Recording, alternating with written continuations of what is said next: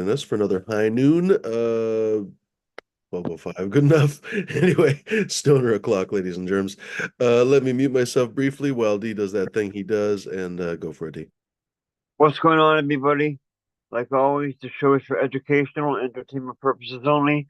You have to be 21 and over to be here. If not, you have to get out. That means you. Back to you, Freemador. And you, and you, and you. Ladies and germs, thank you very much for joining us.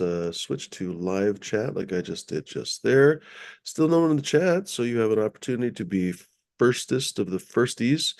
It sounds like a Swifty, but a firsty or something. I don't even know. You could be a firsty Swifty or some shit. I don't know. Whatever. I don't even know why I just brought that up. But anyway, look at that. Crime Work Rose is the firsterest of the firstest. Fuck, shut the fuck up with that stuff. I'm annoying myself. Pin message. There we go. Ladies and germs, that's the invitation to join us. You're more than welcome to be a second in the chat. You're more than welcome to hop on the show. I've got a little bit of stuff to do. I was supposed to be on the road already. It's been a confusing morning. So it turns out I'm probably leaving tomorrow morning. It's going to be an amusing journey tomorrow. But anyway, we'll see how it goes. Hopefully well. We're going to hope that it goes well. Anyway, ladies and germs, do hop on though. I will be here for, I don't know, hour, 20 minutes. It kind of depends on you a little bit. Sometimes the show goes a little bit longer. Sometimes we go for a couple hours. Sometimes we really just cut it at about an hour and 20 minutes. Nice short break basically in the middle of the day. I mean, an hour's not that short, honestly. But call it lunchtime check-in session basically. Anyway, Germs, hop on, join the conversation, join the conversation, I guess. What did I just say? Well, whatever the fuck I just said. Anyway, join the conversation and show off your garden, show off what you're growing for the year. Tell us what you're growing for the year, perhaps. Tell us what you grew. Some people live in other parts of the world, and perhaps you've already harvested recently. Whatever, folks, hop on, talk to us about the good herb. And yeah, oftentimes we talk about all kinds of other stuff besides, so feel free, folks, to stop on. We oftentimes have some fun guests on here, so we don't have a special guest or anything, but we oftentimes have some fun guests stop by. So take advantage, ladies and germs. There's really not very many options on YouTube when you look around for a chance to have a legitimate discussion with really excellent breeders around, great growers, experienced growers. Like, it's a pretty unusual thing here on this panel. Most of the other panels are in one way or another vastly different when you actually think about it. They have very superficial similarities, but honestly, this is one of the very few where the grow level is super advanced most of the time. Regularly, we get legit breeders hopping through here and just joining the conversation because they want to. Folks, take advantage. I'm probably not going to do these particular shows that much anymore. I'm going to kind of refocus on some stuff. So take advantage while it's here. Take advantage while it's available to you, especially during the day. Folks, do hop on and join us. Welcome to literally no one else in the chat. Okay, so I don't know. Is there anyone else watching? Shiddle schnizzle. Clamor Rose. 5 people watching. All right. Well, we'll give it a little bit. Like I was telling D, I have some stuff to do, so I'm not going to leave D alone when there's no one else. That's cruel. So, what's going on, D? What's the good word, buddy? Oh, not much. Just chilling. Um, it's a bit of a weird day outside. It looks really crappy, but it's sunny. So I don't know what's going on with that. Hmm. I'm smoking on hash, Moroccan hash. I have, oh fuck, different stuff. 3 different strains. I don't know right now. They're all mixed up. I think they screwed up. I might have to send an order back because they really screwed up on one order. Hmm. Yeah, very disappointed with that. It was supposed to be black gas, but it wasn't black gas. It was like some, I don't even know. It's like kind of sativa smelling. So I'm Hmm. like, what the fuck? Yeah, bullshit. Easy to mislabel stuff for sure. And then we've talked about this before. If you run out of one thing, but you're selling the other, why not just change the name? Yeah, I can Make see you you wonder guys. if stuff was just, and then of course, mistakes happen. It's a store. We forget like it's a Yep. weed store is not that much different than a grocery store. What if you ordered the bananas? Which bananas? I don't know, the fucking bananas. Well, maybe they have five different bananas, but maybe the employee doesn't know or whatever, or maybe they didn't see that there's Yeah. four different other bananas or some shit. Anyway, all of a sudden obsessed with bananas. Literally nobody on the chat, nobody hopping on. What's the deal here? All right, we'll give it a little bit longer before we bounce because I don't know, maybe we'll just call Okay. it. What was I going to say? You want to do a takeover this Saturday, day? Yes, I do. Sure Right on. do. Right on. Well, the Sure do. five people watching, you heard it here first. Eight. What was I going to say? Don't know exactly how long I'm going to be in California. Maybe only a little over a week. We'll see how it goes. We'll see. Hopefully, I can get shit situated quickly. Um, what was I going to say? You ever have one of those situations where you're almost disappointed that the situation was not going to take a little bit longer? You're like, damn it, I was gonna go to this one place for dinner that one day, and then you're like, oh shit, I won't have time. Well, actually, that's good. Yeah. You're like, wait, but it's like you don't know whether to feel disappointed or not because it's like it's not a bad thing. It's like, oh, but wait, Yeah. whatever. Mrs. D's mom and her sister's out in California right now. Oh, really?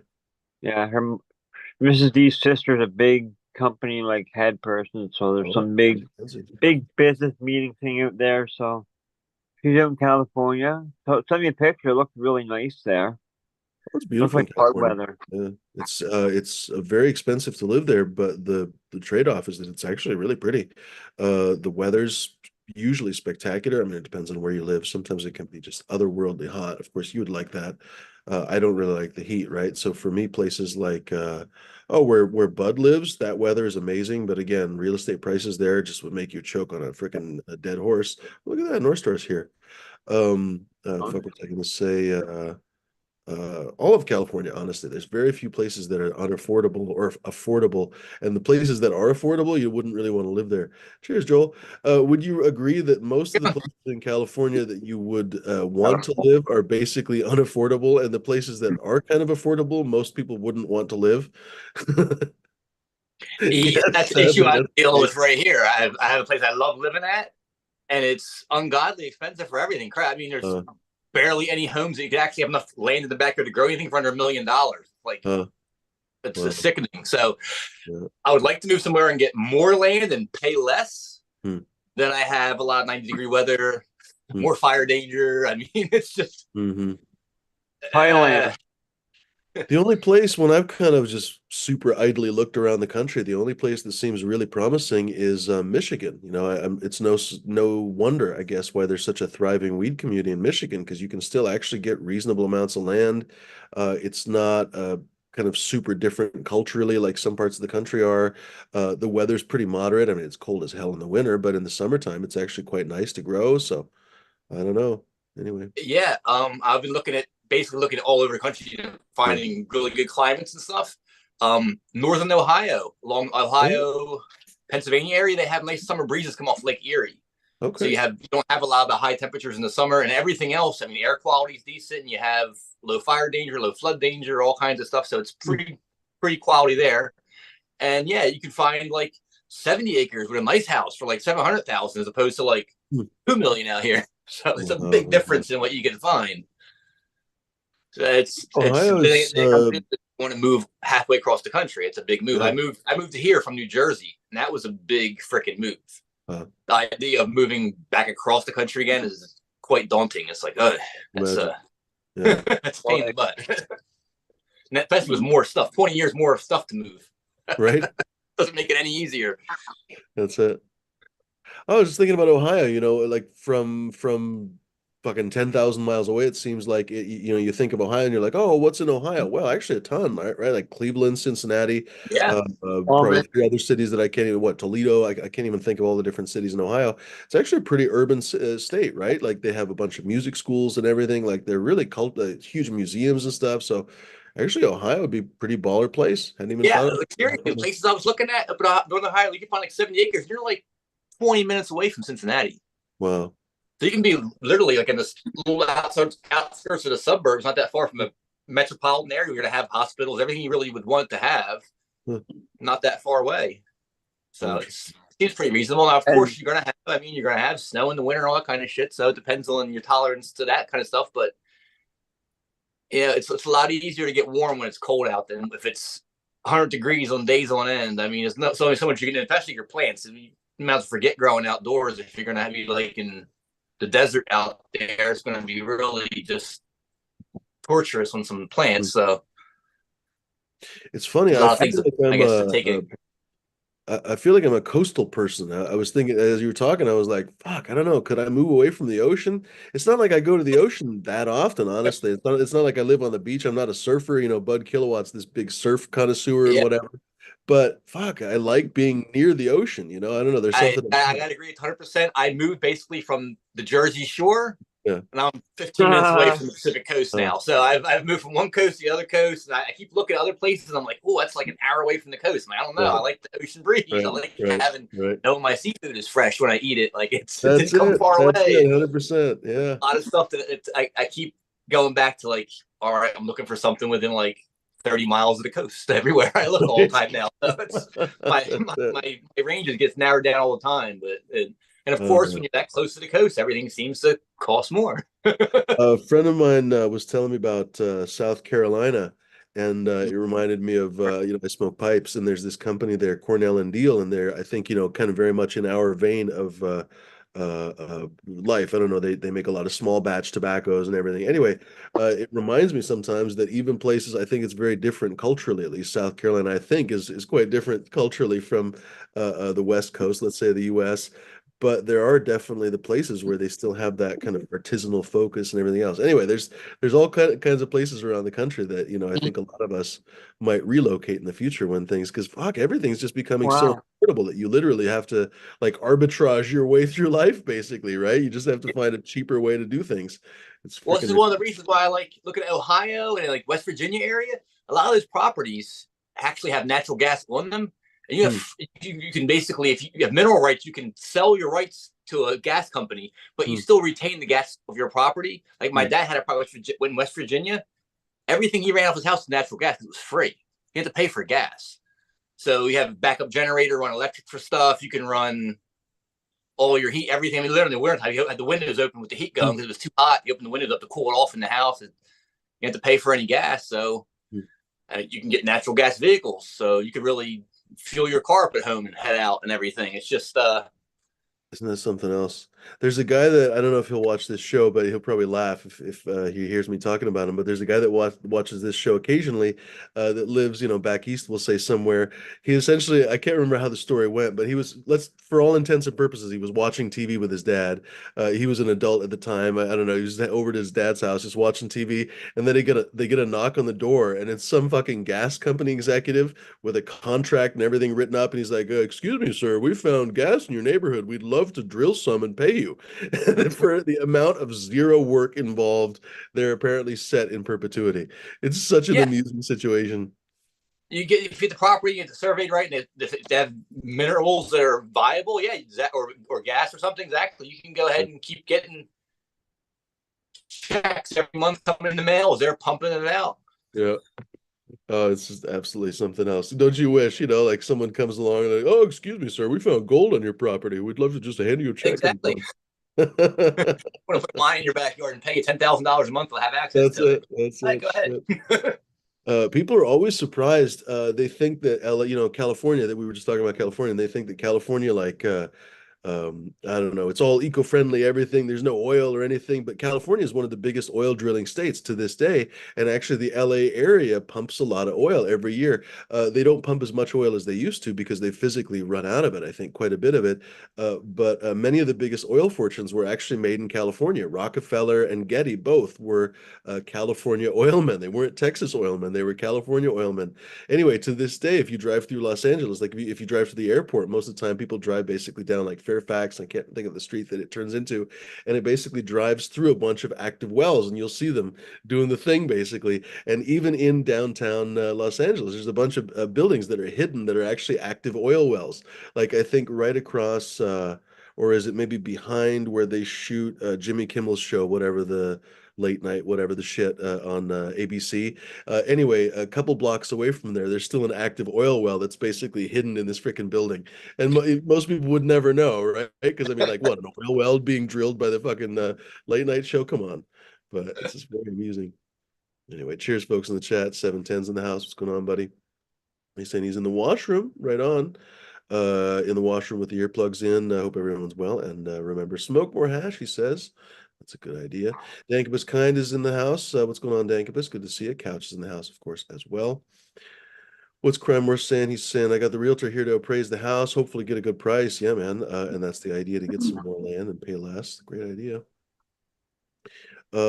Makes you wonder, honestly, what people are thinking about doing in the future. Well, what are you thinking about, North Star, if you were to, let's say, uproot tomorrow? I don't know, somebody handed you a check for your house, and it was a big enough check that you're like, all right, let's just go. Would you go, like we were talking about, I don't know, Ohio or wherever else, and buy the land just to goof off and retire? Or are you going to go there to breed cannabis seeds? What's the idea? It depends. I mean, if I'm given enough check where I can pretty much just move wherever I wanted to, I probably wouldn't go too far. Actually, I kind of like it here. Hmm. I don't like some of the laws and politics in California so much, but I mean, I don't live my life based on that either. I mean, I choose to follow what laws I choose to follow. So, you know, I don't know. I mean, I would probably just stay where I'm at, pay my house off. Hmm. And then continue to keep breeding and having fun. I mean, I'd probably even get even more in depth at breeding. I would worry less about having to, even make any money if I had my house paid for. It wouldn't be that big of a deal. So I could just go off my own world and breed whatever kind of craziness I wanted to get into and have fun, keep breeding. Yeah. It makes me wonder a little bit, we've talked about, well, I guess we haven't talked about this, but we've had people on the show. I think Jorge Cervantes was on the show like a few months ago, honestly. But he was talking about all these really big money genetics companies. Basically, for them, they don't care what it is. It's really money on the back end, but they're specializing in cannabis, basically using AI, using all kinds of high technology, basically to corner the market on genetics. And all of it sounds very soulless. And when you hear more of the story, it really sounds soulless, whereby Jorge, for example, who's actually met a lot of these people, says that basically all these companies are really trying to do is come up with a proof of concept. They're basically like tech companies, like Bay Area tech companies. They're trying to get financing, and once they have even the glimmer of a product that they can basically cash out, they're going to cash out and hand the keys to everything to some other big agribusiness. It's absolutely soulless. There's no interest in the cannabis at all. Like I said, it's just dollars and cents basically. But on the one hand, you think to yourself, oh, it's the Death Star, Darth Vader is coming for us. Big money is going to basically take over all the genetics and everything else. But on the other hand, all of that sounds so absolutely soulless and just detached from reality that it feels like it's going to be just the worst Walmart weed you could possibly imagine. Like it's not even going to be Walmart quality. It's going to be like 99-cent store seeds, basically. And if you grow it, like, yeah, it'll technically be weed and whatever else. And yeah, maybe they'll be able to corner certain terpenes because, yeah, with the power of AI and hundreds of thousands of plants in a greenhouse and everything else, sure, they'll be able to capture rare terpenes. But I really feel like it's going to be an inferior product to what basic backyard artisanal breeders are going to be able to work with. Perhaps it's wishful thinking. I don't know. What do you think about that? Or what do people in the chat think? Well, I think it's going to be like, you like a nice classic 1967 or 68 Camaro or something. It's really great. And you go to the store and you buy a new one. It looks like the old one, that newer, the old retro body style. And you get into it, like, this is a bunch of plastic junk in this thing. What the fuck is this? It looks great. It's fast, but it has no soul. Same thing, exactly. It's not real metal in there. You're not touching wood on anything. Nothing gives you that feel to it. I think you're gonna have a lot of people that don't really care. Like people that go to like drinking beer and they drink, Budweiser or Coors. They really don't care about the beer. They care about the alcohol in it. So you're gonna have people that only care about THC or CBD and whatever terpene it says on it. They're not gonna care if it's actually quality, if anyone gave a shit when they made it or not. I think you're still gonna have people that are legitimate connoisseurs or really love the plant. Obviously, most of those people are going to be growing it themselves. They're still going to want to have unique genetics. And I think if things keep changing the way they've been changing, you need to be growing your own genetics. You need to be make sure you're breeding your own stock to make sure you have something of quality in the future. You know might end up buying seeds and they're all mass produced by one person. They're all white labeled out, and it's a bunch of same stuff. It's all crap. So Yeah. in the future, I think as long as people really take it in their own hands, if they really like it to preserve it for themselves, then there shouldn't be a problem at all. Everyone's still gonna the community will still share stuff around back and forth. It's been doing it for decades now, seeds, cuts, everything. Yeah, like basically the money would be what brings it down and ruins things. Is and it's what's been happening for years already by Yeah, renaming things as money. it's an interesting thought, and I was just thinking to myself about how often in life it's a very simple line between any kind of process and the end process, and you can get there with perfectly. How am I trying to describe this? I'm describing it very poorly. Okay, let's describe it like a burger, basically. It's really easy to make a burger. Like, I mean, it could not be an easier food, basically. You fry the fucking meat in some way, you maybe heat up the bun or Yep. not, you throw some shit on there, you put it together, and boom, you have a goddamn burger. It's a sandwich, basically, right?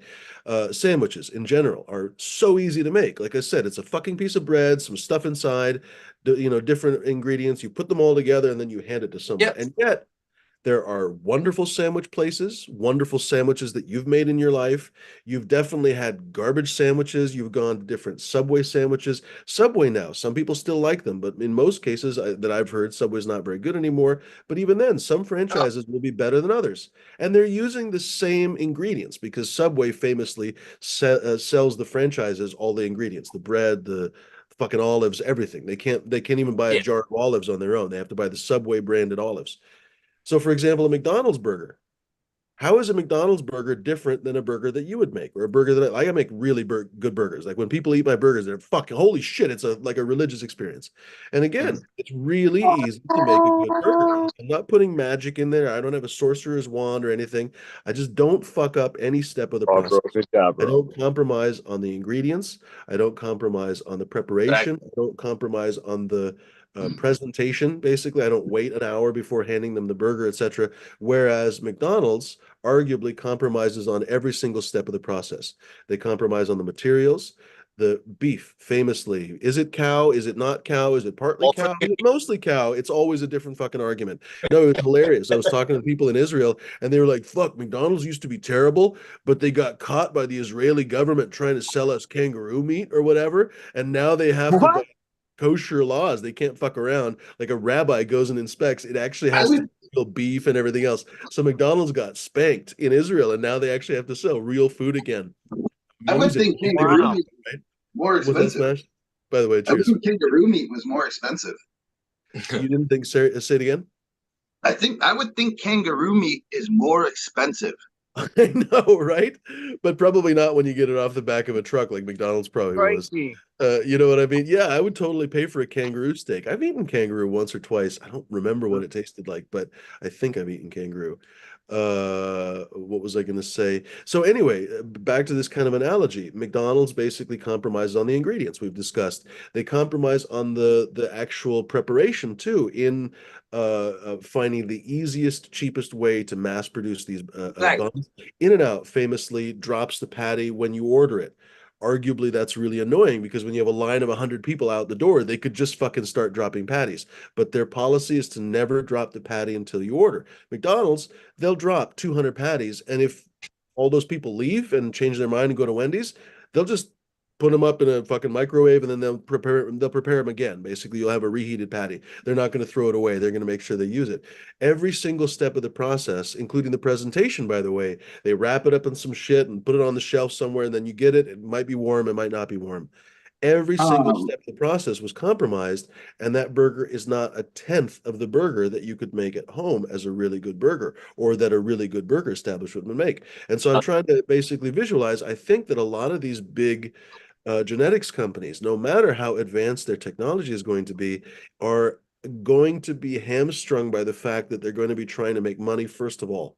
And McDonald's, they don't care if they're making burgers or rockets. They would switch to rocket science tomorrow if it made them more money. Or hydroelectric dams. They don't give a fuck, right? Whatever would make them more money, that's what they would do. But they basically make their most money with essentially the real estate business around burgers. Well, I guess I'm just kind of trying to talk out loud because I'm wondering if the little guy has a chance in the future. You know, it's very easy to think that Darth Vader is coming for you, but I think on some level, Darth Vader is going to be outmatched in many cases. Anyway, I've monopolized this conversation. When I first moved here, my wife went and got me a sandwich from a place called Mr. Pickle, world famous, award-winning sandwich. I'm like, oh yeah, grab me a chicken salad sandwich. She brought it home. Ew. All the chicken was fucking cubed, like little cubes. I'm like, what is this, like manufactured from a factory? Who else cubed chicken and chicken salad? It's like $9 sandwich, right? I can go to Costco and get a whole fucking roasted chicken and shred that bitch up and make 3 pounds of chicken salad. It blows that stuff out of the water for half the cost. I gotta put some time into it, and I gotta make sure I'm putting the right ingredients into it. Put some, cotton candy grapes into it, some toasted walnuts into it. Put the right stuff in there, and you get a quality product. Chicken is chicken, but when it comes out in little cubes and it's slathered in mayonnaise, and I've worked a lot. The thought process putting into it is about how can they have a big shitload of rice they can produce as much as they want without having put effort into it, as opposed to crafting each small batch. An analogy to seeds would be, I can make a bunch of different things, and only a couple of them are actually worth putting out there. So the rest of the money, the other ones goes into trash or goes to more experimentation. We still don't have much time for that. They got to show profits. They can't be like, oh yeah, 15% of what we make actually we sell. The other 85% is a bunch of crap that we haven't figured out yet. So we're gonna keep messing with it. Well, investors are gonna be like, you need to get better ratios. You need to be pumping out all your shit that you make and make money off all of it. When you're working in the kitchen and shit, so you cook if you have your burgers all set up, properly done, ready to like do a day, they should be not frozen. It should be 7 minutes fully cooked on one of the big flat tops. It also depends on the prep and where they get their fucking food from. Because like I've made that chunk chicken before with chicken breast. I just cut it up myself. But I've also seen chunk chicken in a fucking what are they called? What are those? A can, but a big one. Yeah, like number 10 can ready to go already, kind of bullshit. No, gross. One of the pizza places I worked at didn't do real mushrooms; they did canned mushrooms, and I would have to empty the mushrooms out and then physically squeeze the juice out of the mushrooms. Gross. I got one for you too. Actually, I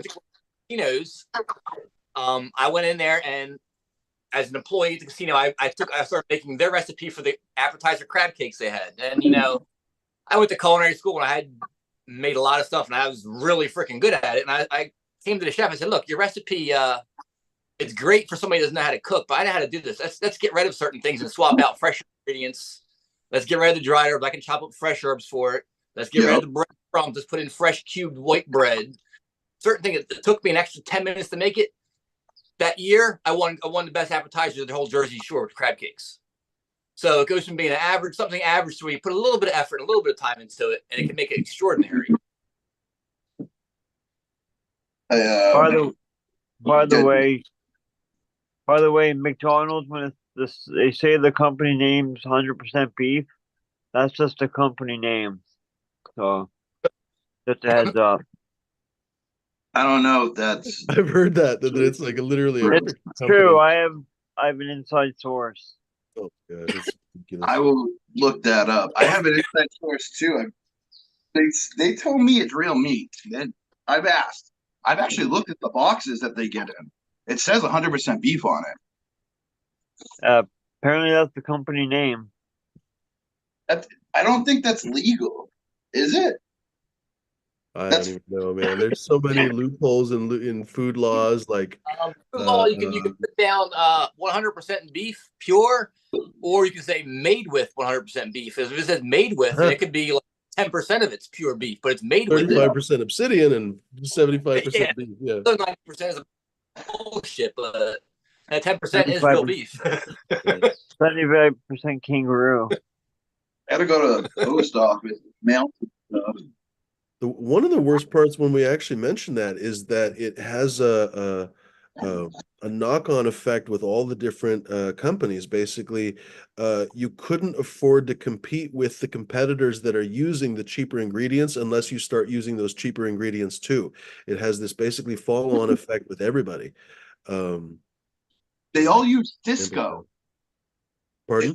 They all use Cisco as their Yeah. supplier for bread. Oh, for sure. Yeah, there's only 3 or maybe 4 food suppliers around the country. Yeah, I don't know why the federal government hasn't looked at that at all. That's one of the biggest reasons, by the way, of all the different food costs around the country. Most of the restaurants around the country, well, McDonald's, the fast food companies, arguably have been jacking up the prices because they realized, I think, I'm sure there's a few reasons, but one reason I think that I've heard a pretty good plausible reason for it is that they saw basically that during the pandemic, a lot of people were doing DoorDash and whatever, Uber Eats and whatever for fucking McDonald's, which was always very surprising, right? Like when you think about it, like, what, you're going to actually pay like $30, $40 for McDonald's? Well, basically people were doing that consistently for a few years now. McDonald's and Burger King surely noticed that and realized they were probably undercharging for their food. So they've been raising the prices to the point that customers break. And apparently that has happened recently. They actually have announced like, oh, we think customers broke. And they've actually had a decline in visitations. So now they're going to start lowering the prices. It's super cynical. You saw what Wendy's did. They're trying to with the congestion pricing. Yeah, put in rules that at dinner time we're going to charge you more money. Yeah, that's it. You actually want to eat now, so we're going to charge you $15 for that burger in the middle of the day. Like, well, you're not that hungry right now. Well, would you like a burger for $1? They can sit on it. Absurd. Yeah, I mean, that's just another reason not to go with. And the irony is that I actually liked Wendy's of all the chains. I don't really like the big chains, right? But of all the different burger chains, I feel like Wendy's was one of the best. Yeah, that's I always like Burger King. I like Wendy's. I used to like Burger King a lot, but maybe it's because they've been owned by private equity for a bunch of years. I don't know what it is, or the franchise model is looser or something, but they seem to be really hit or miss, and I'm just not willing to take a gamble with them anymore because it's not that great of a burger anyway when there's other options available. And yeah, I've got such weird orders from them that were some of them super wrong or just really shitty. Anyway. Have you ever tried like Dairy Queen burgers? Oh yeah, Yeah. I had a burger of theirs for a long time. I used to go there all the time when I was a kid. They're pretty good. I think Warren Buffett. Yeah, I think so. Yeah, and he did a really good. It was a really good idea. Basically, he noticed that Dairy Queen was basically one of, if not the only, fast food joints in small towns, and in many cases there wasn't like another McDonald's or whatever around. And they were not only the fast food joint, but they were also like the party spot, right? Because they have ice cream, so they were the evening after sports thing. They were the place with ice cream cakes on it. They were like a center of the community. It was a really smart business decision to really throw a lot of money behind them. Yeah. Around here, we don't have, for a long time, we only had a Dairy Queen that just does ice cream. Until they actually brought in the full kitchen. Watching Warren Buffett, how he lives his life. The guy wears Walmart simple clothes. I can remember watching a video of him before driving his basic regular, like it was like a Cadillac or something. They're like, how come you don't have a Mercedes? He's like, what do I need a Mercedes for? He'd be the guy that he would stop by fast food and grab himself a burger. He wasn't eating expensive stuff. Wasn't about showing off how much money he was focused on the business of doing business as opposed to showing off that he was successful at it. I think a lot of companies nowadays are so quick to have something that works well, like, oh great, and then they want to show off how great and successful they are all at what they just produced or whatever they've done. And stick to the business. Keep making more good stuff. Don't patting yourself in the back so quick all the time. I've heard more and more people saying that guy Sam Altman that runs OpenAI, despite the tremendous success of OpenAI, they say that arguably he's basically that he's essentially a hype pitch man. He himself doesn't have any deep education in AI. He's probably very knowledgeable about the subject, but he's definitely not as knowledgeable as someone the one that got the business degree. Work for him and so on. What's that, Smash? He's the one that has the business degree. He's not the Yeah, nerd on kind the of. computer. Yeah, he's definitely the money man for sure. But and again, it's not to say that he's not a super smart guy at that stuff or something, right? But anyway, basically, they say that he's essentially the Steve Jobs hype pitch man, basically of the whole thing, and that it's kind of it's not necessarily a scam exactly, but it's basically a big hype machine, and they're overhyping AI on some level. I don't know. We'll see if that's true, of It course. it But brings a lot of attention, and attention usually brings cash along with it. So it's, I mean, if absolutely. your goal is making money, then being hype on stuff usually does help that. And it's been a freaking money machine for them. Well, I guess that's arguable because they say that their costs are so high that even though Microsoft has been throwing money at them, it might actually cost more to get all the computers and the fucking electricity and everything for them. But still, they've been having Microsoft money shoveled down their throat for a while now. By the way, cheers, folks in the chat. Cheers, Al Telescope. Your ain't is always the best name in the chat there. Midwest Outlaws in the house. What's going on, buddy? Garden. Hardcore's hanging. Join us, folks. Join the conversation. We're here for a good time, not a long time. So do join us and I'm saying. conversation. Did you hear? Someone just sold one of these supercomputers, and it started at $10,000 bid, and it went all the way up to half a mil. Oh, I heard about that. It was basically apparently it's a I don't know all the details, but I was reading about it on Reddit. It's apparently a crazy deal for that computer because the computer when they built it was like 40 or 50 million dollars and you need to water cool it or something. So you basically are going to have to install a fairly expensive water cooling system, but you get a 40 million dollar computer for $500,000. Apparently it's just a fucking steal like the steal of a lifetime evidently for that kind of computer. I don't know. I Wait, don't use computers like that. years that'll be in your desktop. Pardon? And the way technology goes, in about 5-10 years, that might be a desktop. It's Well, like, but this was apparently one of the most powerful supercomputers in the world. So that's the difference. Like it was a purpose-built thing that was like one of the craziest computers in the world, but 5 years ago. And apparently you're not going to do the most, whatever, I don't know, quantum, whatever the shit that they do now. Like you're not going to do the most advanced research like you do with the supercomputers you can buy today, but everything else evidently you could do. Anyway. I feel like an idiot even talking about it. The supercomputer with the stuff, bro, it beeps. Super duper. What's up? Frosted Mini Wheels in the house. What's going on? Frosted Mini Wheels says the best burgers are the ones you make at home, and the best weed is grown at home too. There's very You're going to find very little argument from us. I mean, I've definitely gotten really good burgers in restaurants too, but they have to, you won't compromise in that burger at home, right? That's basically what it is. And at the restaurant, a lot of times they compromise on it. But man, if they toast the bun, well, for example, if they get the buns fresh delivered, that's even better than what you could do at home unless you bake the bread yourself. A lot of times they'll actually make the condiments themselves. They make the special sauce. Maybe they actually made the pickles themselves, et cetera, et cetera. Like I've definitely had really excellent burgers before, but a lot of times you're disappointed. Fucking great example. Well, this is going to be only a local example, but anyone in the Oregon Northwest area knows the name McMenamins. Actually, a lot of people around the country know McMenamins.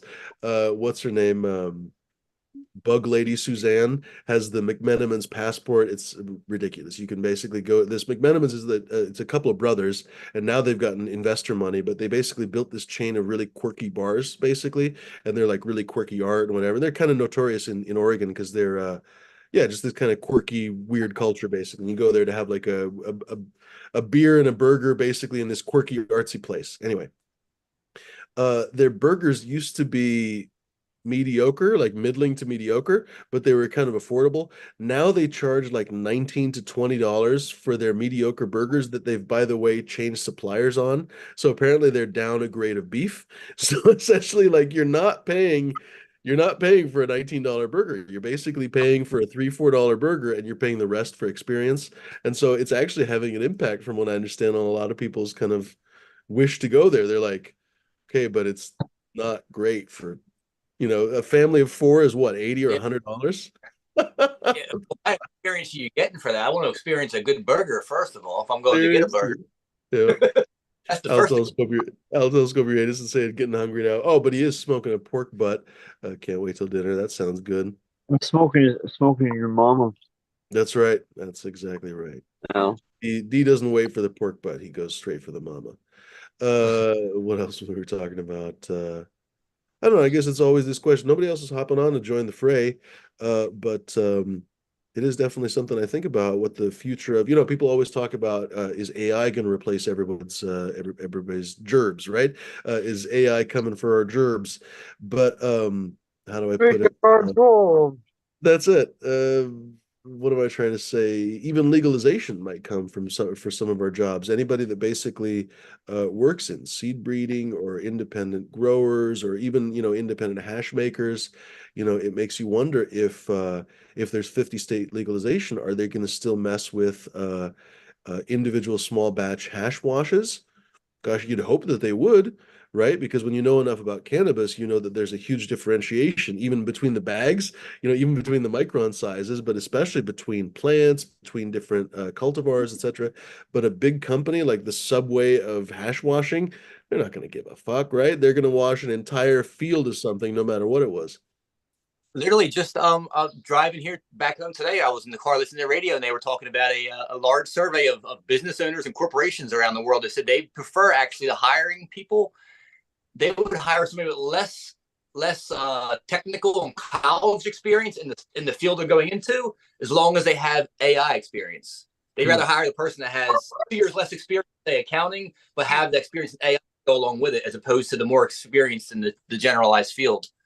It shows how much they're agreeing with AI as being like your personal assistant or something to help keep your job faster. And if you're good at that, then they're less concerned if you actually know how to do the job, because AI is going to help fill in the gap, I guess, or something. So you'll be able to work better, faster. I'm not sure what it is, but it seems like they're trying to hire more staff that's in general that's familiar working with AI. And I wonder what point does AI kind of edge them out as they're doing more of the work? No, yeah, AI absolutely. doing all the work. Definitely, that could become a road for a lot of jobs. I mean, a very common experience has been for 20, 30 years now, probably, for people to train their outsourced employees, basically. So for people to train the people that are replacing them in cheaper countries, right? And then they get laid off basically after they train them. Are you training the AI to take over your job? That would be really cynical. Right? I mean, that very much could be.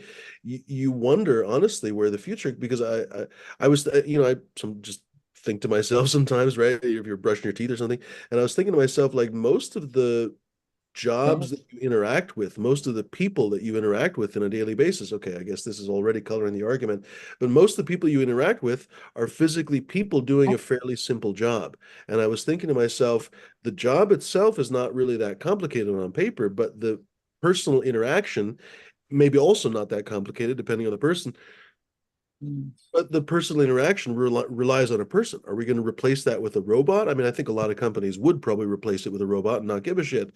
But are people going to be happy about that? Like if you go into a store and the salespeople are literally just robots that just stand there and hold clothes and stuff, I don't know. Is that going to be okay? I would feel really weird about that. I would feel very bizarre buying things from an inanimate object, basically. Um, Perhaps we all get used to it. I don't know. It's going to be a weird. What's that, D? Or somebody was talking. I just spilled like 20 papaya rum cake seeds. Oh shit! Oh no. Sucks. I'll tell you what, it's to the point to where I'm going into stores. The stores all run by robots, and everything is just super techy, and corporations are running everything. I'm probably just going to head off into the hill somewhere and live off the grid and grow my own food and just say, you know what, I'm going to go ahead and enjoy life by myself. Enjoy nature, enjoy what's real, and not have to and depart from the computerized world to a point, I guess. Hey, what's the abbreviation for Virginia? Doing shit for me all the time. I don't know. VA. VA or VI? VA. Okay. Thank you. Mm-hmm. What was I just going to say?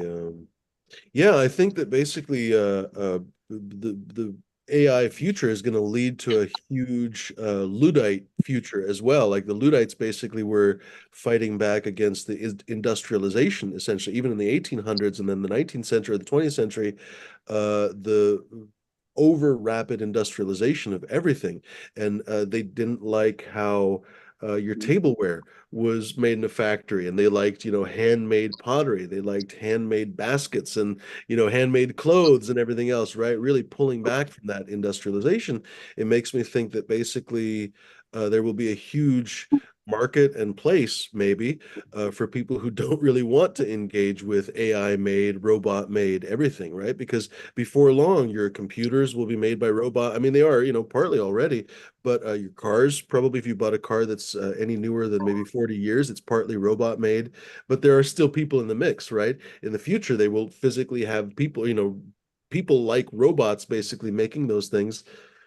We'll get used to it in some ways because, like you say, if you buy a car, I mean, shit, is it going to be a 50-year-old car? Maybe, but those things eventually break down. You're eventually going to have to buy a new car, and it's going to be made by robots. You know what I mean? So, we're going to have to probably make an effort to buy our clothes, buy our pottery, and everything else from someone that actually made it. I feel like maybe that will actually lead to an entire movement in seeds, in weed growing, and food. I mean, maybe that's wishful thinking, but we'll Hemp see. clothing. We're going to have to preserve humanity. If everything's being made by robots, there's no humanity involved in that. There's no It's human. going to be a massive deflationary pressure. Yeah, I'm honestly baffled how well, I'm not baffled because our government is run by geriatrics, but most of whom don't understand the internet or email or anything else. It actually really bothers me that probably 95% of the politicians in Washington are physically too old or too detached to have sent an email. Like literally, they probably have never sent a fucking email in their life, so they wouldn't know how to manage the internet if they tried. Nobody really is paying attention, it seems like, to the massive disturbance that's going to happen if entire industries are shut off basically overnight, essentially. If they could just let off entire, because how do I put this? Even Amazon is physically, people say, oh, in the meat space, you're safe. No, Amazon is literally, I think they say they have 200 or 300,000 robots working in their warehouses already, and they plan to double or triple that every single year for like the next 10 years to obviously have no people or effectively no people in their factory, in their not factories, their warehouses within probably 5 years, right?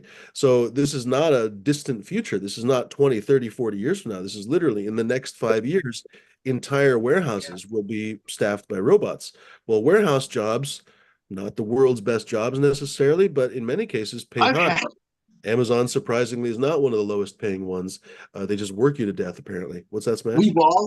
we've all had that job that we're like, dude, a robot could do this. Oh yeah, I mean, when you think about it, what jobs couldn't? When we talk now, everybody's been so surprised about how rapidly AI has taken over. Even when you look back at Star Trek and everything, they had no idea that AI would come so soon, honestly. And now it's getting to the point that they say that most medical diagnoses could be done by an AI. Almost every lawyer issue that you have, shy of actual litigation, and even then, if you had a robot that was a fucking AI, they could probably do that for you. Like, what job is not replaceable at this point by AI? Even already in 2024, not in 5 years or 10 years. What job is already not replaceable? There's very few. Uh, in 5 to 10 years, it's going to be a massive deflationary pressure if we allow that to happen. I don't understand how no one's really paying attention. It seems like, but we'll see. We need to get more people with literal like skills, work with your hand skills that require critical thinking and the skills of hands, like a plumber or something. Figuring out how to get to go, work around the obstacle that's not planned for, something like that. A mechanic. So I mean, an older car, trying to get something to work. I mean, or physical like the body work, busting it out, there are doing. there are those trade jobs that are secure for sure, but there's also parts of Trade those jobs are tough trades too, that though. People say that all the time, but those jobs really wear on you. Especially, I mean, there are tradies that basically are really good about doing yoga and everything. You'll see them in their 50s and 60s, all spry and limber. But a lot of times, you see the guys really hobbling around with arthritis and everything else. It's really not cool to do yoga. It's not cool to eat healthy. A lot of those guys, they eat just terrible garbage because they kind of peer pressure each other to eat trash. It's not a very healthy lifestyle. So they that's all a thing bring that commonly comes up, even on Reddit, for example. I'm always talking about Reddit, but people will say like, "Oh, people who make over $200,000 a year, what do you do?" And of course, there's some trade people that come on there, but most of the time they'll tell people, "I don't recommend this job," because in many cases they have to own the business to make any money, or it took them a long union process to get there. So for the first, nothing wrong with unions, but the first 5 or 6 years they were making just piddling, not very much money. And then finally, once they actually join the union and become an actual journeyman, then they can actually make money. Yeah, I don't know. It's tough. I'm not trying to poo-poo what you were saying, Smashed. It's not like you're wrong. It's just that it's one of those things where No, fuck, the reality is a little bleaker than the way they portray it, you know? there's parts of those jobs that are gonna get like underwater welding. The guy makes a That ton of shit is money, but dangerous as fuck. Oh my God. The yeah. only reason they pay you is because it's so dangerous, literally. Like they would pay those guys minimum wage if they absolutely fucking could. They'd pay them less than minimum wage if there wasn't a minimum Most wage. of their pay is hazard pay. Yeah, I bet. Oh my God. Have you ever heard about the like the Delta, what is it, Delta P, the accidents where the guys literally get sucked through it's the differential in pipe pressure between one and another, and you get basically sucked through one like a straw. It's quite disgusting when you read about it. Anyway, that's why those guys get paid like quarters of a million or $250,000. I picked up some Trop Cherry Oh, right on. batter. It's really good. Hmm. Nobody else hopping on here, folks. Nobody wants Um, to ask North Star questions. Nobody wants to ask D questions. Nobody ever comes on to ask D questions. Why not, D? We should get you What else you want to talk about get you here? up on AMA with D. what do you Red menu yesterday. What's that? What would you say, North Star? Uh, Oh, Panama sweet. Red, full of goodies. Lots of long season stuff. A lot of stuff up close to 100 days. Joel, I hate to say this, but I get the download on you before you do anything because Seth from Miranda Family Farms is my homie. So he always knows what you're releasing and stuff. And he's like, wait, he's got this Panama Red stuff coming out. Yeah, it's I mean, it's that real long season, super heady. I mean, you got to be super patient and not expect to get big old chunky buds that people are gonna be like, oh, it looks so good in the bag. No, it's gonna look long and wispy, a lot of the stuff, but you smoke it, it's like taking a rocket ship to the moon. So it makes up for it there. Nice. I don't think I've ever actually had Panama Red. I mean, I haven't actually grown to smoke for myself in like 3 years.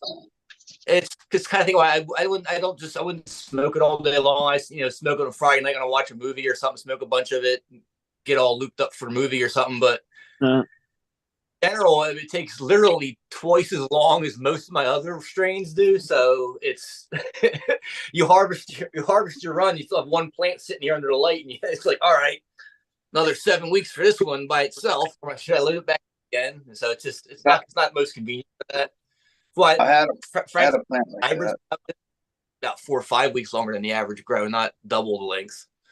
I was sitting at 120 days, like, fuck, Yeah, exactly. it's not even ready, but I'm done with it. Exactly. That's exactly what happens. It's like, all right, I gotta get this place cleaned up and move on here. This has been taking way too long to finish this up. Oh. Now, if you have a nice greenhouse outdoor or something, not a big deal. Just leave it in there and go. You come Yeah, back put it in the corner. and harvest later in the year or something. But when you're trying to run an indoor room and you got something that takes 7 weeks longer than everything else, it can be a real thorn in your side to work around that. So it's like personally, when it comes to the Panama, I was like the F4. I'm probably not going to grow them any soon until I want to make some more. But I mean, there's some stuff here that would come in faster. I would definitely like to try. So like the Panama Moon Red, the Blood Moon, and the Panama Red, I could probably get that down under 100 days most times. And I expect to have almost all of that sativa buzz and all that really heady, edge of paranoid, psychedelic feel to it at the same time, and save a few weeks of flowering. So I'll probably be going with some of them next. I did some of the Super Panama Haze to test out, and they were a solid 13 weeks. And I was doing a small pot, so a little tiny 1 cup pot, 13 weeks. The thing it was just like so pissed off at me. I was like, oh man, it was a shame I grew it. Like I should have grown in a bigger pot, but oh well. Yeah. Next time around. I've been doing stuff like that. I'll leave something in a 1 gallon for 6 months and it just gets pissed. Yeah. For sure. You got like a 7-foot plant and 1 gallon of soil, and it's like all I am is roots here. You might just keep me in a bucket. You keep me like hydro now. Keep me in some water or something. I'm just dying. Have you ever done fem seeds? Yeah. I'm trying to I do some fems this summer. out. I talked about it recently. I think it was on a Fumidor show. I grow something that they're good seeds. I made my own fem stuff because it's not typical stuff. It's my own bread stuff that I made fems with. I don't grow them because most stuff that I grow with also with the purpose of using for future breeding, and I don't want to breed with feminized seeds. So I can't start having a bunch of yummy stuff stocking up in my room that I can't actually breed with. I'm trying to get my You don't. numbers You more. wouldn't. You wouldn't take a feminized seed and hit it with a male. No, I do not do that. I've done that once. But the plant, like I stress tested that fem seed super hard. Nothing you can do that. I just don't. I just don't want to. I just don't sell any seed like that. So I'm just not going to start mixing in all of a sudden. So I'm doing. I have Chem Dog, actual Chem Dog from Chem, cross to Chem 98 Calio that I'm gonna take outside. I'm gonna do like I'm gonna pop the regulars. So I'm gonna pop like 10 seeds, pick 3, reverse 1, and let it pollinate all of them. Cool. I want my lights to turn on. Just gonna say I had like 5 different questions. Let's just pick one. St. Pete was saying he's a chef. He feels like his job is safe for a while. And I was like, that seems sound. But I started to think about it and I was like, well, shit. What's safe about it, honestly? What's safe about a restaurant chef? Some restaurants, of course, people go there for the chef, right? Like Gordon Ramsay's restaurants. People famously used to go to his, I don't know if you still, but what's his face? Wolfgang Puck. All these different famous chefs, right? The people will go to the restaurant because of them. But most of the time you go to a restaurant, first of all, those are expensive restaurants. Most of the time, if you go to a restaurant, it's because you're going to, I don't know, for dinner, right? But a lot of times people be like, okay, we're going for Chinese, we're going for Italian, we're going for whatever. Are they going for the chef specifically? Maybe, like, because obviously all human chefs right now, or all chefs are human right now. But in the future, all chefs may not be human. All chefs probably won't be human, basically. So are people specifically going to go to restaurants because they have a human chef? And I'm wondering to myself, I don't know. I don't know if that's the case. And so I wonder what the safest part of being a chef is. Is it the fact that you have a human palate and you can kind of change it up as needed? Or is it the fact that you do things physically better than a robot? I think that part is probably not going to save us, but the variety, the constant adaptation to ingredients, maybe that will. I don't know. I can tell you right now, from being a chef, fresh ingredients aren't always consistent. Things vary. There's always a variation to your ingredients, using fresh stuff, seasonal stuff. So you have to be constantly making adjustments to compensate or to bring out the best of the ingredients you're working with. For sure. I mean, I don't know how well robots can be like, oh, that's the nicest batch of tomatoes. I want to go to the farm market. I'm going to grab this batch of tomatoes. So I'm going to do something special. They'll walk by, oh, tomato, grab. I mean, the fucking smell robot at the market at 4 o'clock in the morning. Smell things like you walk by a peach, like, oh, that's some fresh peaches right there. I'm making a peach cobbler with this because you walk by and you can smell it and draws you. You know they're fresh and ready to go.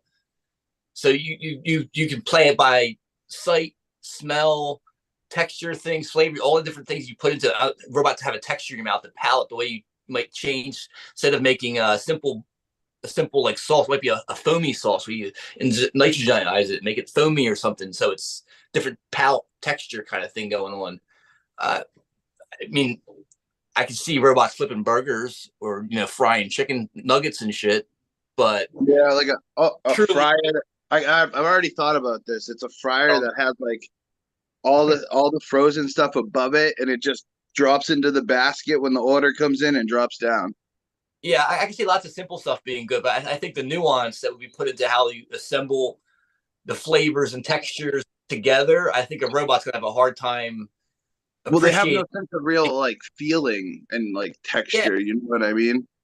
And you cut through it in the way you put a fresh herb, and then the heat of it releases the essential oils and the smell as you bring it to the table. Lots of little nuance to a well-crafted dish that I don't think a robot's going to pick up on that. They'll slap it all together in the plate, make it look pretty, maybe, and send that out there, but something might be the right temperature. They might not cook something properly, or it's too salty. They might just, didn't taste whatever they were using beforehand and added salt like normally would and didn't, compensate.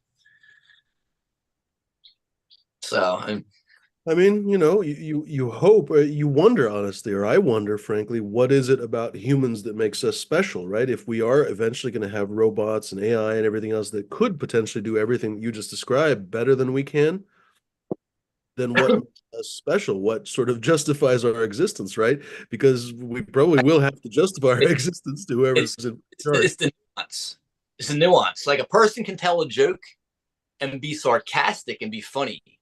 Would a robot pick up the sarcasm, or do they think you're being insultive to them? They comprehend that. I get you. You're being funny, and they understand the nuance to how you're saying it. The way you're holding your eyebrows, the way you're saying the word, the way you have your hands when you say something, the way you deliver, the human touch of things. I think I feel like that's a great response, except for if Hardcore's watching, I bet he knows that you can fuck with when you talk to OpenAI's ChatGPT or Anthropic's Claude. Claude is really spectacular, honestly. You can kind of mess with them and you can joke with them and they'll pick up that you're joking. Like, I don't know how the fuck this shit, it's a goddamn language model. Like, it's not really intelligent, but somehow they know that you're joking with them, or they know that you're kind of leading them into a weird little avenue, and they're like, wait, are you trying to, literally the AI will actually tell you, like, wait, are you trying to blah blah blah, and they'll answer the question for you ahead of time. It's honestly stunning how advanced it is already, right? So it's like, fuck, 5 years from now is going to be a little challenging. I don't know. It's like you say, it would be hard to comprehend that a robot chef would know, oh, adding this little twig of thyme at the very end is going to add so much brightness to the dish. The robot doesn't eat, it doesn't care, right? Like, it doesn't have that as a parent experience. So you think about that, like, we have a shared survival experience, right? Like, life is precious for us, et cetera, et cetera, et cetera. Like, for a robot, if its arm gets cut off, it can get a new arm, right? So it won't visualize things in remote. we have each person has their own unique past to work from, their own unique history and past that brings uniqueness to each person also. Yeah. Robots don't have any uniqueness. Their uniquenesses would be programmed or pretty much fake, I guess. I mean, if it gets to the point where, like, if it gets to the point to where AI literally is thinking for itself and being unique to each other, they can pick up all the jokes and stuff, we're really fucked. That's when they can say, you know what, you guys are really assholes. It's time for you guys to go. We don't like your fun, we don't like sarcastic jokes anymore. It's time to clear out, old man. Sorry. That was both the story and the movie actually were both really well done. There was a story from Isaac Asimov. I can't remember the exact story. Was it Bicentennial Man? I think the name of the story was different. But anyway, the movie with Robin Williams actually portrayed it really quite interestingly, where at the very beginning, I think the whatever the plot point or something was that Robin Williams' robot was delivered and was slightly faulty. He was one of the first batches, I want to say, of commercial robots, and there was something faulty about him where he actually had the capacity to learn or have emotions or something. I can't quite remember. Anyway, the company actually wanted him back to do a recall or whatever, but the family liked him and they kept him. And basically over time he learned and grew as an individual, basically, instead of just being, I guess, a mindless housekeeping robot. And he picked up hobbies that became professions. Like, he started wood carving. He started making clocks, wood clocks, and apparently they were so nice that he started actually make a ton of money at wood clock carving. On and on and on. He little by little also improved his body, basically. Made it more and more anthropomorphic, less and less robotic, and more like a human, until finally, I hope this is not a spoiler for a 25-year-old movie, he finally tries to basically become an actual human.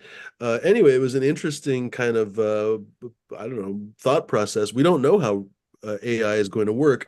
They always say, like, oh, you assume that you're going to understand how super intelligence works, but we barely know how the most intelligent people think. Ted Kaczynski, the fucking Unabomber, famously is one of the smartest people that's alive right now, apparently close to a 200 IQ. And so these people, they fundamentally look at the world a little bit differently.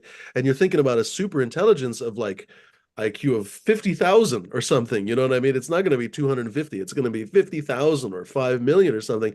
How is that robot going to perceive us as individuals? Are they going to perceive us like we perceive ants? I don't know, right? Like, or are they going to be really nice to us? We really don't know how they're going to think. Where the fuck was I going to with that? Oh, I I guess I like was. the Go ahead. Like psychologists, like Terminator. the Rorschach test. Like, what do they see in the ink blots? Like things like that. What do they imagine? That's right. Yeah. And then we're fucked when then they say, I see the exploding skulls of your children. Yeah. Oh, exactly. I see the death of your race. It's some like toy robot. It's a teddy bear robot or whatever. I see death and destruction. Sorry, I'm having a Dude, I really like this new cinematic tripod. visualization. What's that, Smash? I like this new tripod I got. Show the tripod. Okay, hold on. I gotta unscrew you guys real quick. And it's got me thinking all these Neuralink brain things, and we just like becoming cyborgs. We're gonna have like cyborgs with AI chips in their head. We might become the AI eventually, integrate into one kind of nonsense. Some people say I'm not a big fan of Elon Musk, but that's at least what he's been pushing with the Neuralink and stuff. I mean, it's possible that we will enhance ourselves. That's one of the arguments that AI won't replace us, but rather that we will enhance ourselves with AI. That's, I suppose, possible. What is that, Ulanzi or something, Smashed? What, the brand? Yeah. I don't know. It was like $20. Hmm. I got it. Hey, I got it because of this base. It's got a locking right here. It's got a locking ring, so wherever you want it to sit, it will sit. But it's so wide that it's actually pretty sturdy for a monopod. Right on. Nice. It's 62 inches tall. So like I could set it up and it's at my face. Stragglethorn. By the way, welcome to the chat. Stragglethorn says, well, first comment was Uncle Ted died. I hope I don't know who Uncle Ted is. Maybe I'm missing the point right there. But he says no AI could ever make music like a human can. It will always be inferior to what humans can create. I would have I agreed don't know. fucking percent. Yeah, I can't think of the name for them right now. Let's look it up. Best music.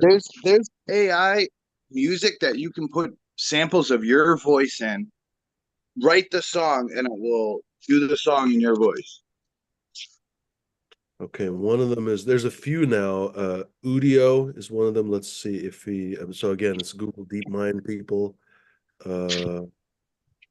All right, this is apparently the Tamagotchi Blues. For what it's worth. Where are we at here? Advanced share sound. Boom.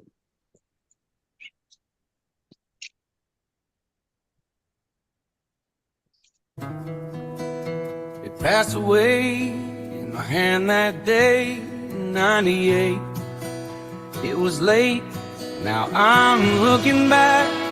My childhood seat now takes a giant leap, not a small feat. Every time I sit and watch them. So I mean, whatever. And yeah, that's probably not even the best one. You got to remember these things are learning every time someone does something. 100%. Yeah. Not only that, but they can learn from, well, probably steal from all the world's music. All music there is. 100%, yeah. Oh, just water it a little bit.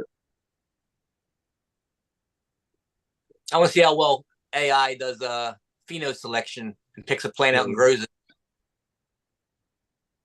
Has anyone ever seen that farm bot? Whispers to the night secret of the stars in their course. Tears unfurl as winds take flight. I mean, you know what I think is most fascinating to me is that people forget that some of the most talented people in the world will be able to use this to create even better music. So the Music, AI, yeah. Oh yeah.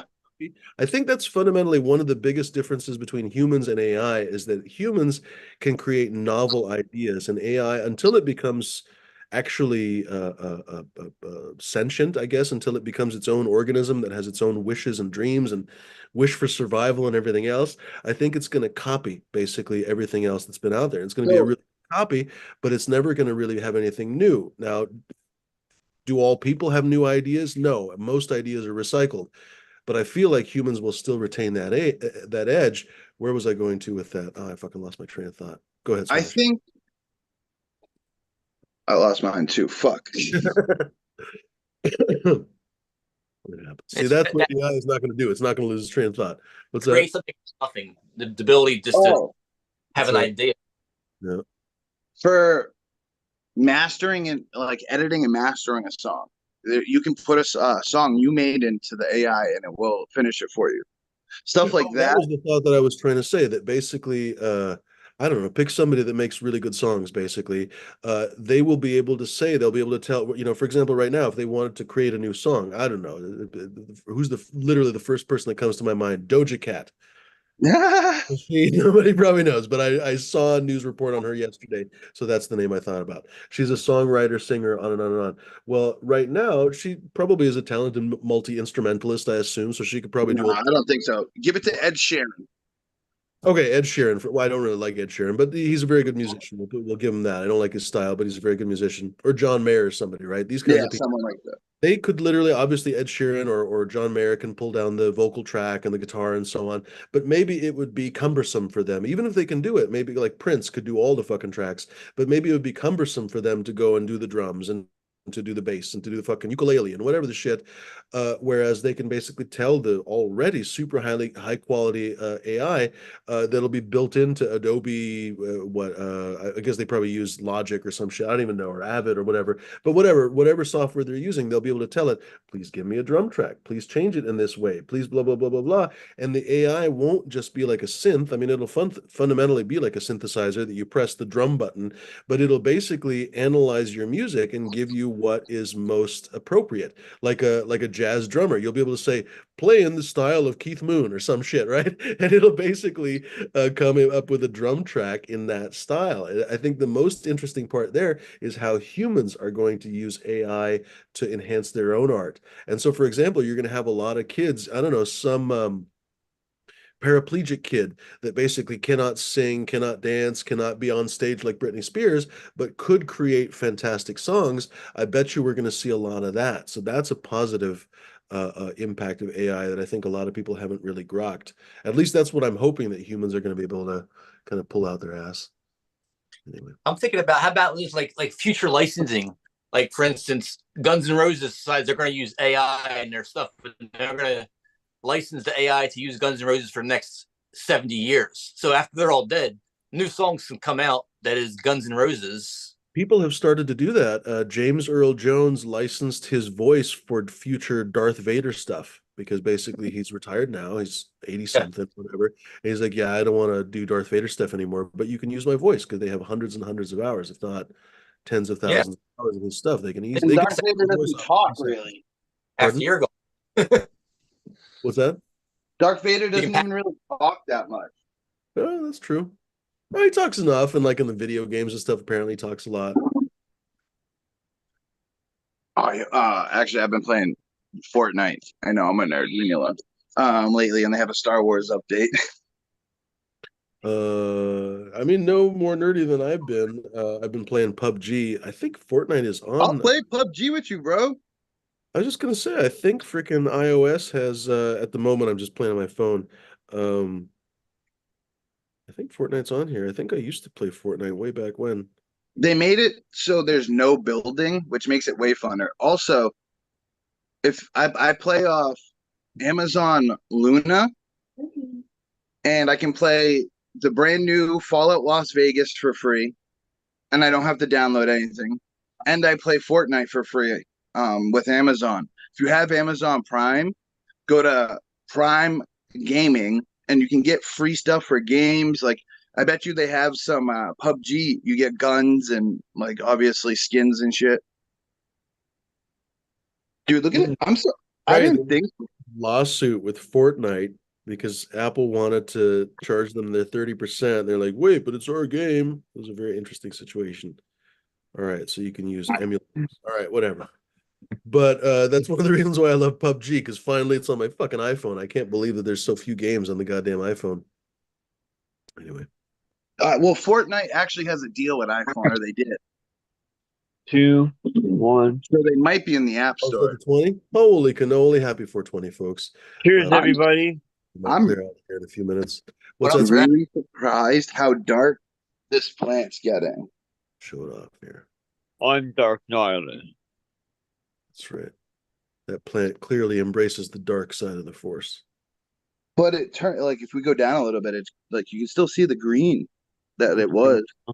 You ever see, I'm always amused when like a leaf overlaps another leaf, and then even if they're not touching, then you move the leaf and somehow the one below is green. It's like the UV or the light or something kind of burns into the leaf. You know what I'm talking about? Yep. It's always Yep. funny. I think I'm gonna take down this plant. This is White Wedding. And she's Nice. coming down Saturday.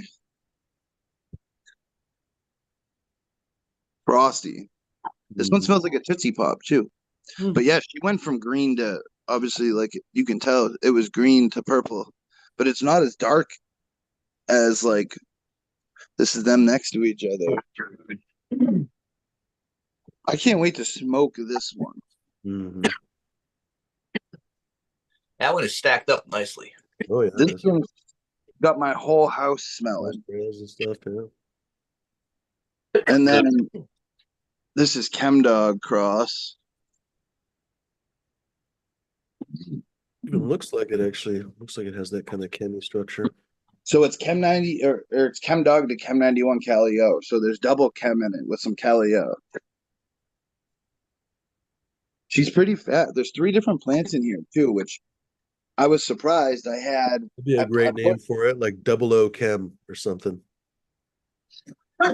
Patent pending, patent pending, patent pending. I was calling this one apples in Chem because it's apple fritter to Chem 91 Calio. Apples on. and Apples and Chemicals would be a good name. I got to see what it smokes like, and I got to make more seeds of it. I'm not giving any more of those out. These are the rest are mine, and I'm making more seeds of it. I still got a lot of the papaya though, Mm. but this thing, yeah, You're fine. Have you feral, ever seen how it smells? raunchy, like a dirty sock almost, Mm. but with like some fruit in there. That's cool. That's Dude, it stinks. This is the overpowering smell in the garden right now. Hmm. Everything else has a Take really good clones? You smell. never take clones of stuff. Did you get clones of that one? Nah, I got more seeds. I'm gonna look. Hey, Smash. What if that's the winter phenotype and you'll never find it again? You're gonna be crying 5 years from now. What if I kept that one plant? I know. But I just built a room. I wanted to get the garden done, so I went into flower as fast as possible.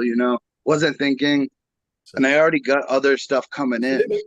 I'm re-vegging Oaxacan Thunderfuck. I've got a mother of hers, but I was like, man, I can just re-veg this one. And sure enough, she came back in like 2-3 weeks, and I've already got nice leaves. So probably within the next couple of weeks, I'm gonna be taking clones. Basically, when I get back from California, I'll probably take clones off of it. It's pretty baller. Sometimes it doesn't take any time. Sometimes So Sometimes it does, yes. sometimes it can take a while. What's that? You know, Smash? I usually do fresh seed stock that I'm re-vegging right now. I'm trying to re-veg LA Confidential and Sour Bubble 4, both of which are like 15 or like 18 years old. And they're just, Oh yeah. I'm like 3 weeks in, and they're still just looking like, all right, anytime now. Show me some signs of life here. You're going to do something. So hopefully we start seeing some fresh shoots here next week or two, because I'm getting impatient. Right. So I this don't know whether one's it's growth because is so weird. Go for a smash. This looks feral.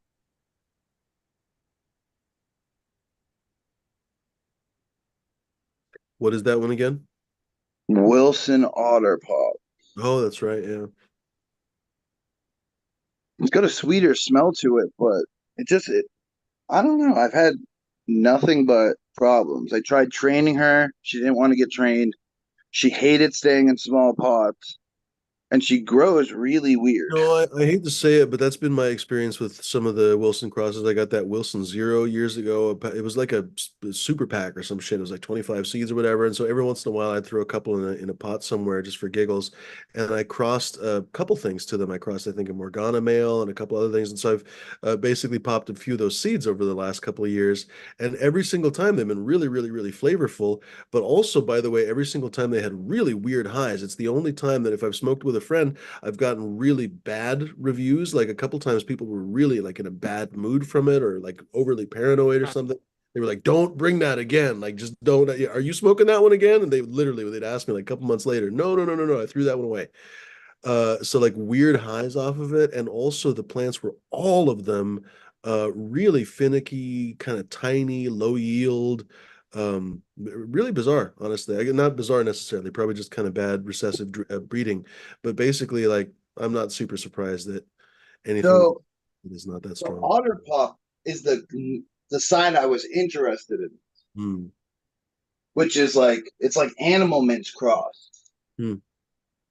Well, so like they say, well, I guess they don't say it enough. If you're interested in something, go after it. Don't go after the mix because the mix is already down the road. Well, the North How do I get original animal he wants to mince? work with something. He wants to work with the original, not with something that's been stepped on 50 times. You end up basically having to deal with all the mistakes or choices, even if they weren't bad mistakes, they were still choices that someone else made. It would be nice if you could just skip the line and go right to the beginning of the story and avoid all of their choices, you know? Choices were. So you're not sure what's popping up, what it came from. That's it. Like, what does that come from? Where'd that come from? I don't know what that is. That definitely makes it tough to make selections. You're not looking for stuff you're not even expecting to find at all.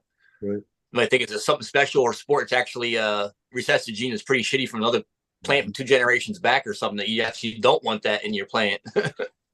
So that makes it tough for sure. Well, I gotta get going, guys. I gotta go take care of greenhouses and stuff. It's getting warm out here today. Good to see you. So Later, man. take care. I got Later. weird Hey, thunderstorm. Joel. Take it easy, guys. Be safe, no, Joel. What were you saying, Smashed? I got severe thunderstorm warnings right now. Oh, wow.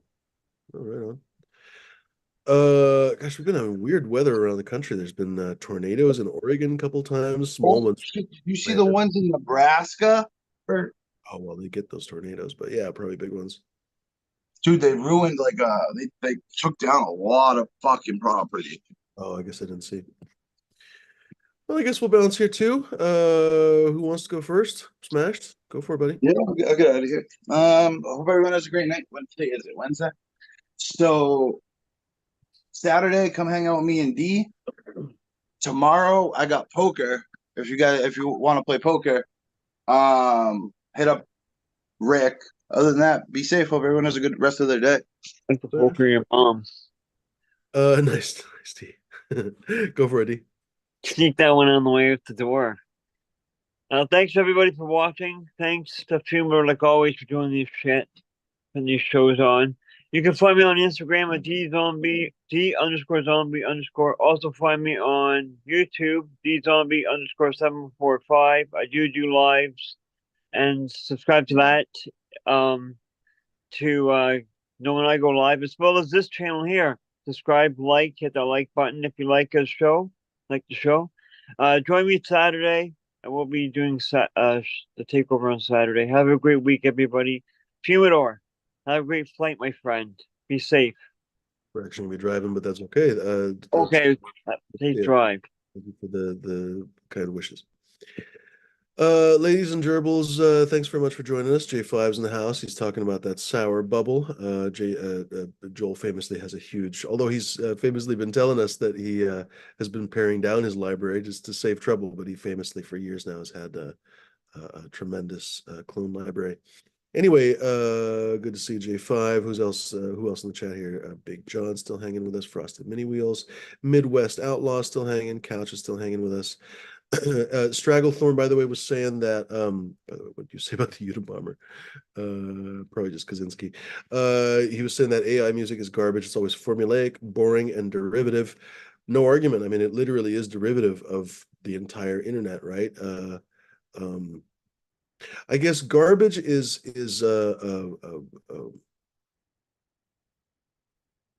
I don't know, matter of taste or something. I don't know, because a lot of music is pretty formulaic. Even a lot of music made by people and stuff is already pretty formulaic. So people are saying that music will be surprisingly easy actually to replicate, because when you think of most of the hit pop songs for the last few years, a lot of them are really quite similar, honestly.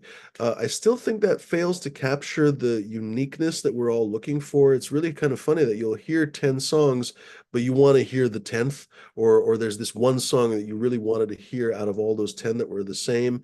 There's something really specific about music that humans, I don't know, it's too philosophical. I was going to say philosophical to discuss right now. But I don't know. I'm also hoping, Stracklethorn, that you're right, that AI music will never quite be what people can create. But I don't know. We'll see. We'll see what all this stuff. I think there is a good reason to dial it back, especially to dial a lot of the fear back. I think AI is the new hype machine. I think it is basically the new cryptocurrency, basically. And even though, cryptocurrency probably has its places too, it definitely was not the messiah that a lot of crypto bros told us it was. I think AI is probably, it's fair to say, probably maybe, but most likely, we'll say, I'll couch my fucking words, most likely wildly overhyped too, and probably its advantages are more modest than people have been selling us. But anyway, we'll see. We'll see in the future. Ladies and geraniums, thanks very much for joining us. Always a pleasure to see Northstar on the show. A great breeder and a cool guy. Always a pleasure, of course, to see D and Smash on the show. Surprised not to see more people hopping on here, and especially new faces. I don't know if you guys are scaredy cats or what, but maybe we'll make fun of you next time, and maybe that'll help you come on here. Practice some good old-fashioned reverse psychology. We'll get your ex-girlfriend and we'll have her tell us all your failings, and we'll talk about them publicly or something. I don't know, that might be too mean. But anyway, ladies and germs, maybe she was the bad one. Adios, my friends. Thanks very much for hanging. Don't forget to puff something wonderful, of course. Join us for the takeover on Saturday. And other than that, my friends, be kind, be decent, be gentle, don't be fucking pricks, dicks, or lunatics. Don't forget to visit my website, ladies and germs, fumidoro.com, of course. Save yourself a little bit of Skrilla. What's the coupon code D? I think it's pronounced brains, right? Is that what it is? I might not be here. There we go. BRAINZ. Save yourself a little bit of cash and pick them up. That's it, folks. Later, Gators, and processed taters. We're having tater tots tonight. We're not actually, but I'm just pretending that we are. Did you guys know that tater tots are from Oregon? I bet you did not. That's actually true. You can look it up.